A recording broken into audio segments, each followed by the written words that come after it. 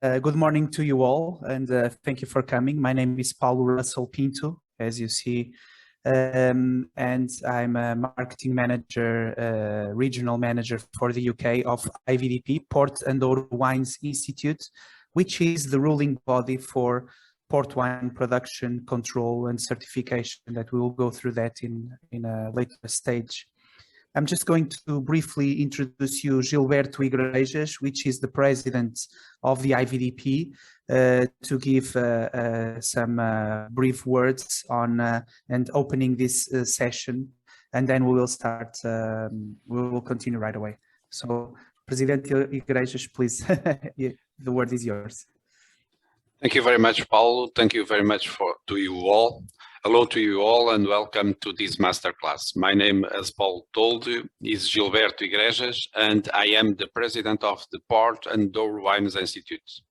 The Master of Port competition is aimed at promoting the training of one of the most important professional segments, the sommeliers and the restaurant service, an area with a growing dimension and popularity.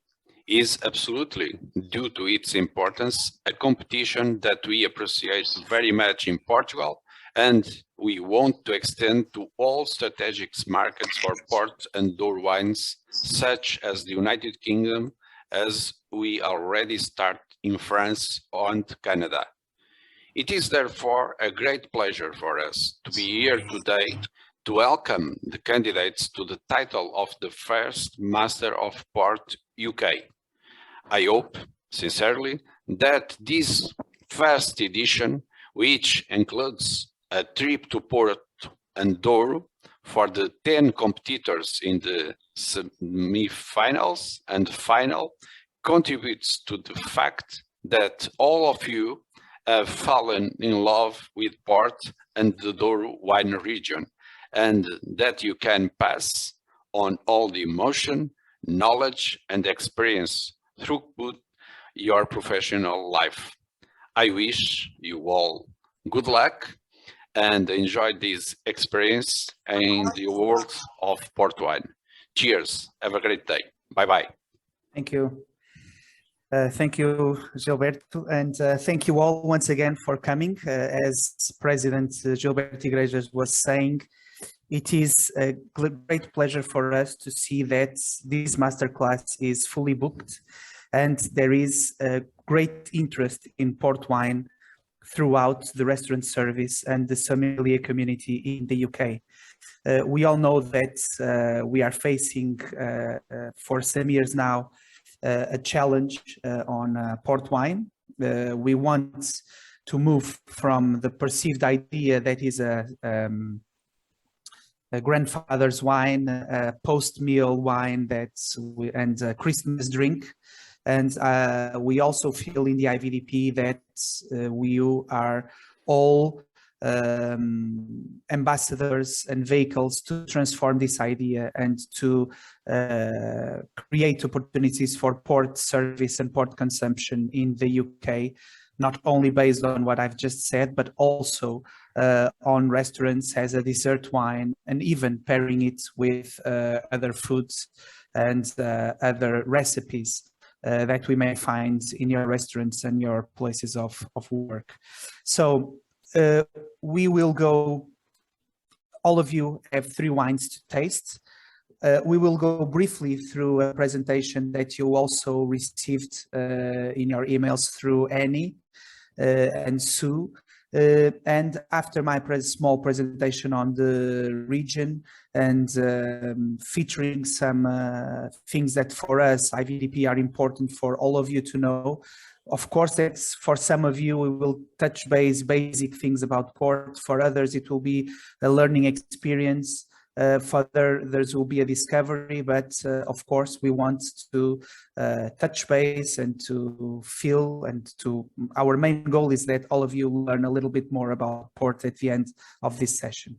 And after that, Peter will lead the tastings and the tasting notes, and probably also pairings, and we will need your help also through the final phase of this presentation. Will be short discussions talking about pairings and about the wines that you received. So I will share my screen, and we will go a little bit through the presentation. I will not go through all the presentations, otherwise we would be here for several hours, and I don't want you to fall asleep, even though it's only 10 o'clock in the morning, but I don't want that. I would like to start stating that IVDP stands for, it's the Portuguese meaning for Porto and Douro Wines Institute, and we are the ruling body for production, certification and quality control of port and Douro wines. That's why we are IVDP.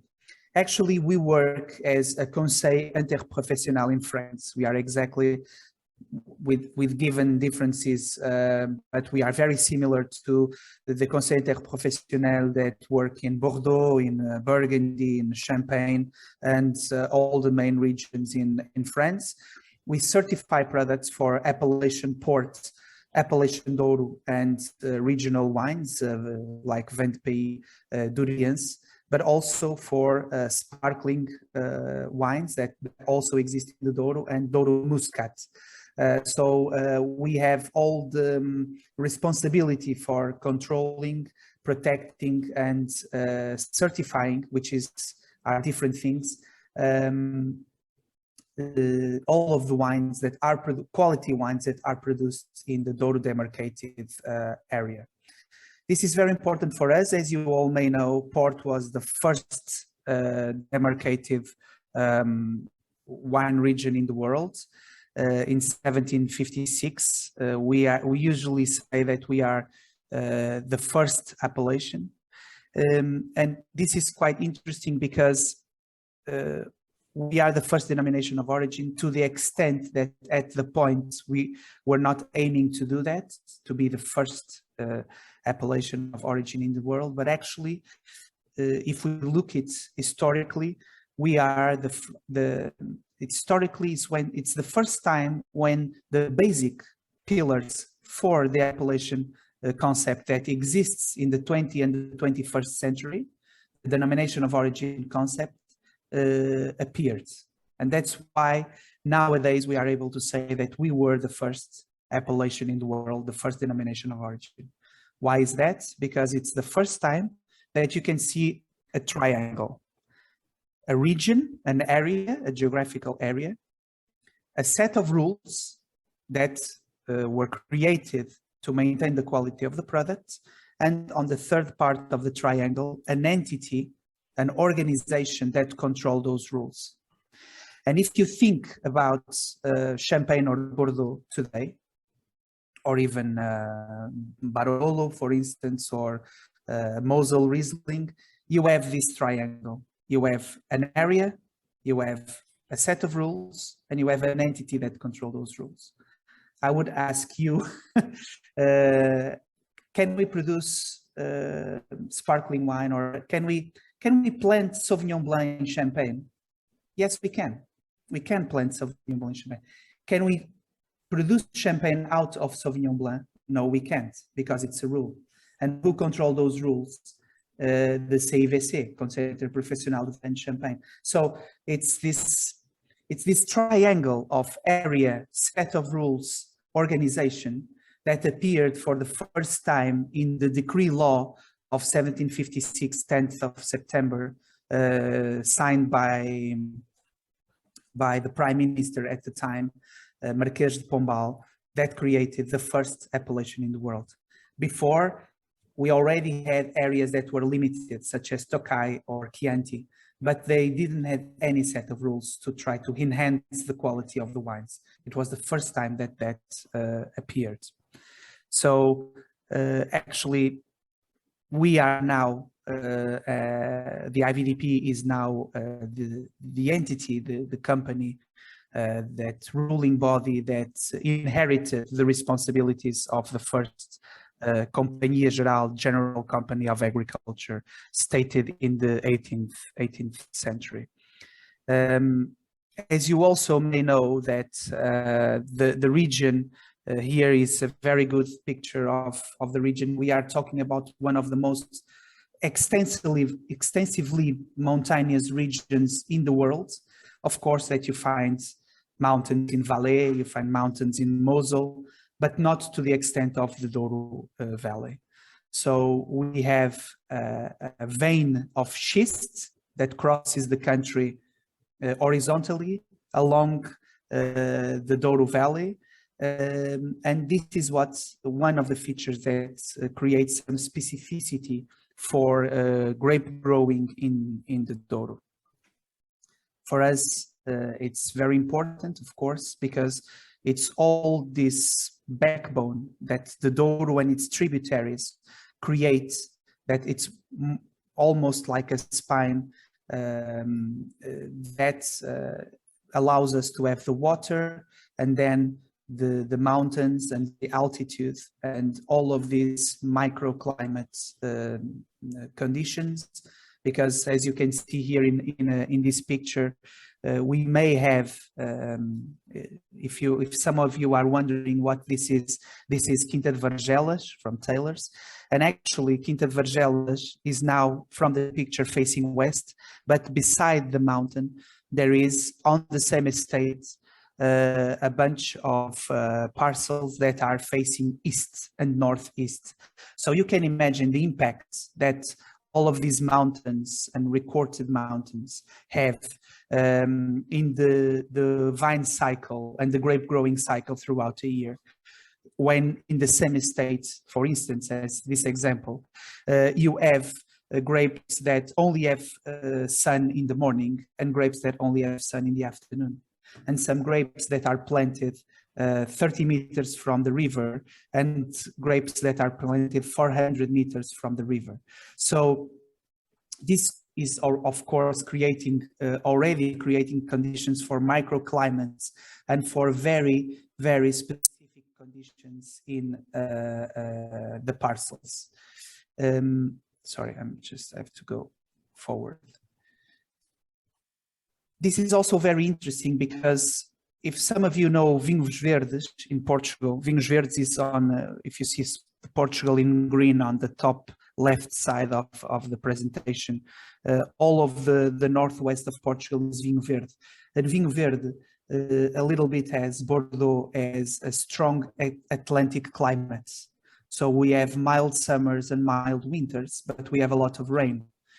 And of course, verde means green, and this creates the conditions for an Atlantic wine that usually is not very high in alcohol and fresh and dry because of not only the green, of course that the grapes are matured, but it rains so much that the region is very luxurious in Vinhos Verdes.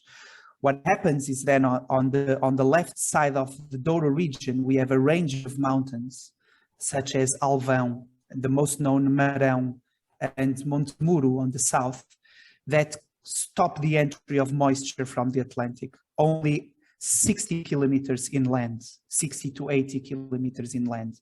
We have this huge range of mountains that stop the entry of humidity and moisture. So it will rain on the Vinho Verde side, but it will stay dry in the Douro. And this creates a pre-continental climate or a continental climate in the Douro, very similar to the center of Spain. Which is amazing to the extent that how Portugal in the north can show already such a diverse climate that will create conditions for red grape growing and also white grape growing, but at a higher extent when compared to Vinho Verde. And even if we go more towards the border of Spain inland, all the region that you see here in this picture, it's only 130 kilometers long of extension, and it rains 4 times more in the clear brown area than in the darker brown area. So it rains 4 times more per year in the lower Corgo area, more at the right, more at the left, than in Douro Superior at the right. So if you consider all that we talked until now, the schist soils, the mountains, the backbone created by the stream and the river area, not only the Douro, but all of its tributaries.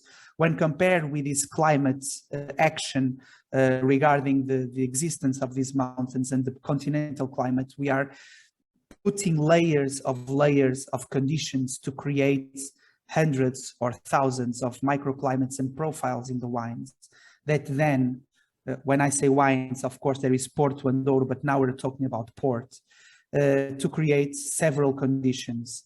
Then you can explore the presentation, but there is here one very interesting. Here you can see that we can blend, of course, from different estates and different quintas, but we can also blend wines and maturity of wines and maturity of and different grape varieties from plots within an estate.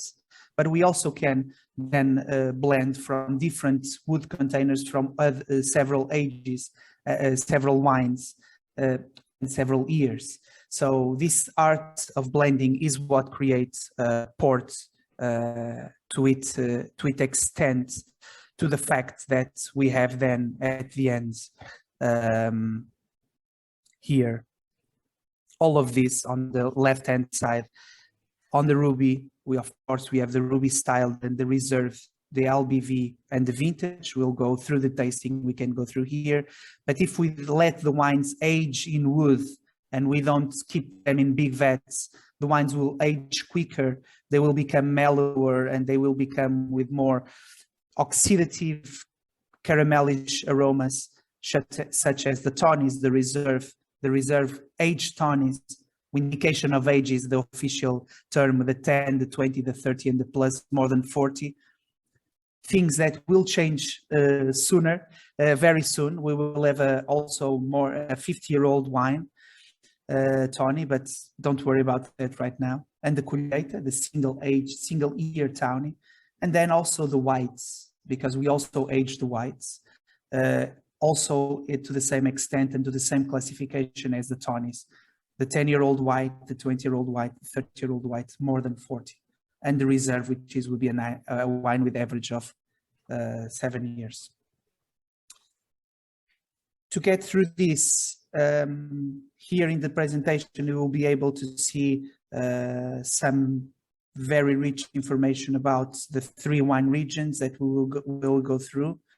The question of the cheese choils and the climate that I already spoke. The quality of a little bit like Bordeaux, Grand Cru and Premier Cru. We also have that with the famous letters that you can find here. And how do we classify the estates or the parcels within an estate with letters? It's by points with what we call the classification system. Here you can explore a little bit more about that if you want.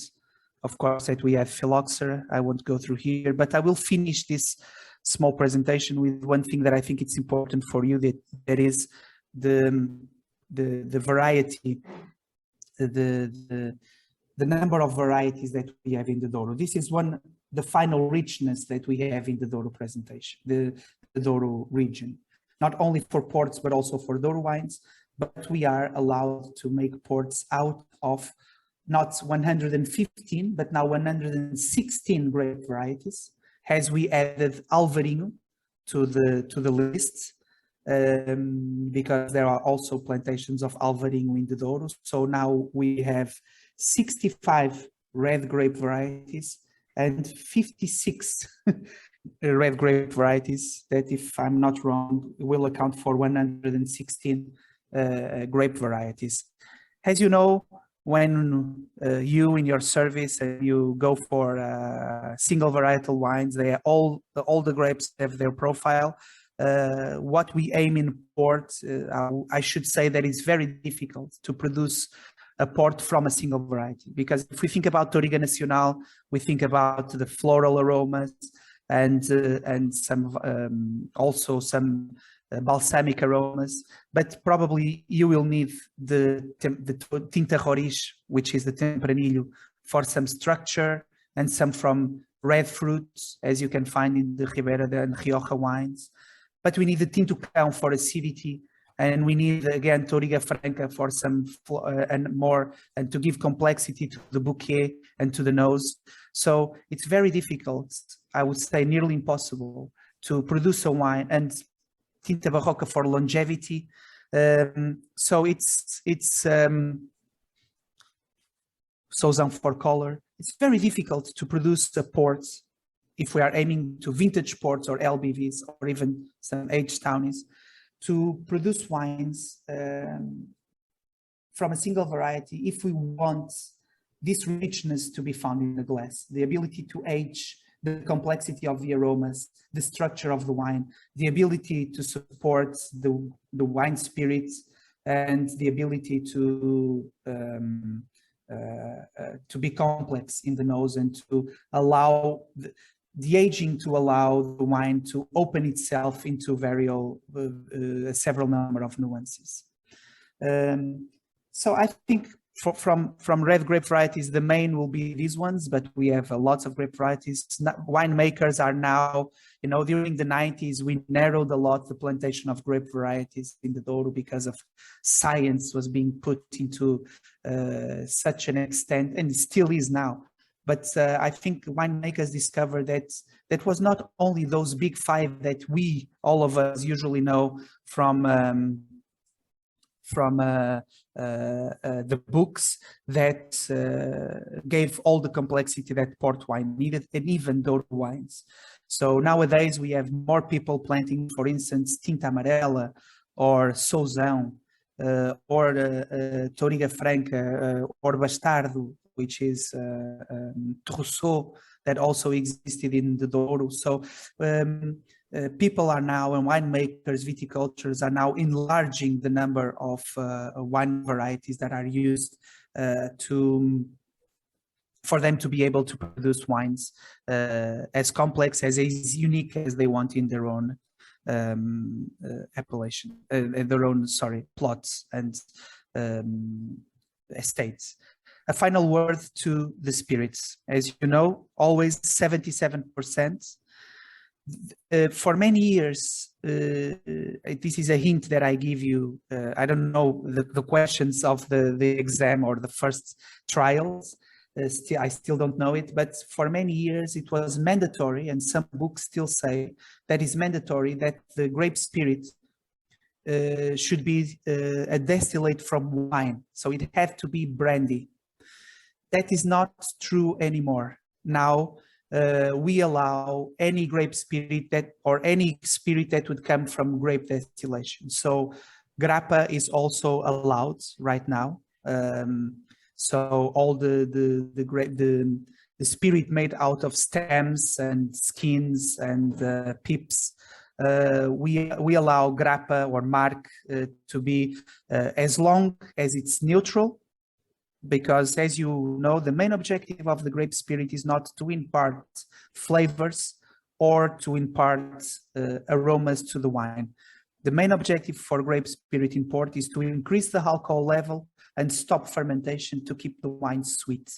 That's our main goal. So as long as the grape spirit, the brandy or grappa, I wouldn't find a better translation right now, it remains neutral, we here in the IVDP will approve it as a grape spirit suited for port. So I think this is one of the things that in the regulations changed recently, 2 or 3 years ago. And it's important for you to know that nowadays it's not only brandy to be mandatory to plant port wine. Of course, that I went here briefly through the presentation. You can study the presentation, then Annie can send you my email if you have more questions or if you want to put some doubts that you have. I think we should go for the tasting and explore a little bit more. I will also go through the chat to see if you have questions, and we will also go through that. So I would pass the word to Peter, and we will continue through this, and now exploring a little bit more the nuances of the port wine categories. Peter. Thanks, Paolo. I've got a couple of questions for you. First of all, you were talking about the blending and all those different ways of blending. And one of the things you talked about was the different kinds of wood that can be used. Yeah. Generally speaking, would it be fair to say that people are not very interested in new oak in port production? Yeah. There are two things important in the oak, as you were saying. First, it doesn't have to be oak. We want port wine business and port wine trade wants a vessel to age the wine. So as we want a wood vessel to age the wine, really the origin of the vessel doesn't mean a thing to us, because we want the barrels to stand for 50, 60, 70 years. That's why we still have the coopers, in order to maintain all the conditions of the vessels, of the wood vessel. So it doesn't necessarily have to be oak. Of course, that oak is more available right now in the world, but we have mahogany, we have chestnut, we have lots of woods that are in the cellars. It doesn't necessarily have to be oak. The other thing is exactly as you said, we don't want new oak because we don't want to impart flavors of the new oak into the wine. Sometimes it may happen.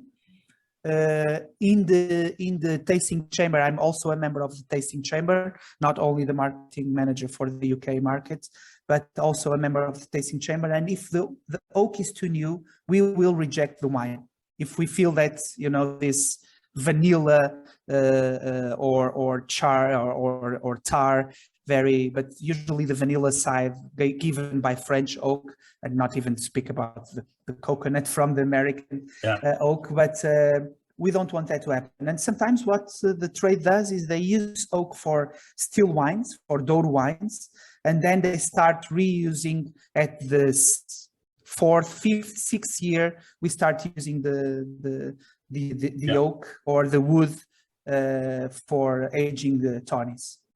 Yeah, good. There's a couple of questions in the chat. Antonio was just asking if you could remind about the ratio of alcohol addition to grape juice during fermentation. Yeah, usually it's 1/5. So what and then corrected at the end of the vintage, or usually when they do the first blends in the spring of the following year, you are allowed to correct the wines. The main objective is to keep the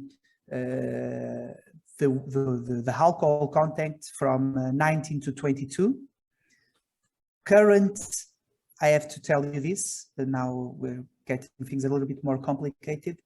Standard wines, rubies and tawnies, labeled as standard rubies and tawnies and whites, are allowed to be 18 degrees in alcohol.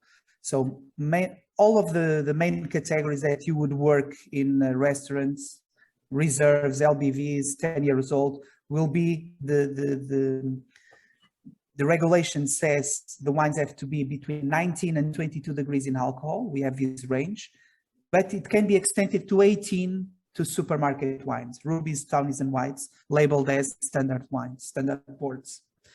Having said this, the winemaker has to account the quantity of sugar that they want in the wines. As you know, all the sugar comes from the natural sugar from the grapes, the natural content of sugar. So if the winemakers want the wine drier, you will extend the fermentation a little bit more, and you will have to add a little bit less of alcohol content, because the fermentation allowed him to produce a little bit more of alcohol because he wants less sugar. But if we're talking about wines with 70, 80, 90 degrees of sugar per liter. Some LBVs already have it, some vintages already have it. But if you want a wine suited more for tawnies or to 120, 115, you have to stop the fermentation before, which means that you have less alcohol in the tank. You have to add a little bit more of alcohol. So and then at the end of the vintage, when you start reblending the wines, you can correct it. You ask the IVDP to use a little bit more of spirit, and usually, of course, we allow it to make the corrections. So I cannot tell you exactly what is the amount of spirit that they use when they stop the fermentation during the vintage, during the hard times of the vintage, but this will allow him to be making some accounting in order to add the spirits when he wants the proper amount of sugar to its wine. Sure. So broadly, it's 1 part to 4 parts. Usually, yes, of course. So, Yeah. okay. As long as you know how many sugar you have it or potential alcohol, you will make those sums. And Sonia's got a couple of questions about aguardiente. First of all, is it tasted by the board or by a panel to make sure that it's suitable? Yes. And secondly, is there a minimum percentage for that? Or is there a standard percentage? On alcohol is 77%. It is 77%. It has to be 77%. Yeah. Okay. We tasted before. So when a company wants to buy spirits to a spirit producers, pay attention that the spirits are not produced in the region. So we buy the spirits to the big distillators in the south of Portugal, Spain and France, the big distillators. Yeah, that's the name. So when they want to deal between themselves, the distillator will send spirits to us for the first approval. When the spirit is approved, they negotiate at their own terms. We don't interfere with that. But of course, that's an advantage in the negotiation that the distillator has already, the distiller, sorry, that's the name. The distiller has already the spirit approved in the IVDP. So all the spirits that are blended into the ports in the vintage were pre-approved at the IVDP by sampling, of course. Great. And another question from Emmanuel. Is 1678 still an important and correct date to remember? I think when the abbot added brandy during fermentations in the Mago. Ooh, that's a very good question, Emmanuel. Yeah, I think I wouldn't go to the extension of abbots, but I think so. Yes, it's very difficult to put an exact date on the first time we added spirits to the wine in order to export them to England and to the UK. But I would say yes as a so what you're saying, the abbot was good at marketing. I wouldn't. I have to be honest with you. I wouldn't say it would be a question that would be in the question tests. But for instance, the dates where I will just share again. I have here in the presentation a timeline here, and 1678 is an important date for us, not because of the adding of the wine spirits, but because it's the first time where port wine was registered at the customs. We used to add lots of names for the wine that would come from the Douro and would be exported from port to harbor. But it's the first time that the register in the customs says port wine is being shipped to England. That's the main date for 1678. And this, yes, could be in a question panel. Yeah. I don't know if it answers the question. I think that's where we can always come back for more questions, but I think that's it of course. For now. I think it's probably time to do some tasting.